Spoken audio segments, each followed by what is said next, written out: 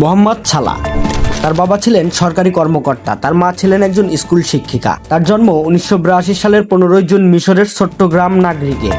ছোট্টবেলা থেকে ফুটবল ছিল তার জীবনের স্বপ্ন। তার পেশাদার ক্যারিয়ার শুরু হয় অন্য যে কোনো লোকাল ফুটবলারের মতো নয়। প্রথমে ছিল পতন, তারপরে এসেছে উত্থান।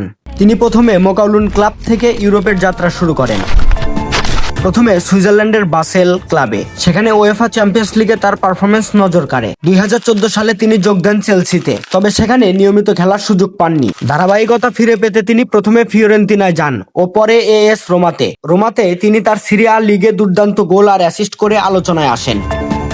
2017 সালে লিভারপুলে যোগ দেওয়ার পর শুরু হয় তার আসল উত্থান। প্রথম মৌসুমে 32 গোল করে তিনি প্রিমিয়ার লিগে এক মৌসুমের সর্বোচ্চ গোলের রেকর্ড গড়েন।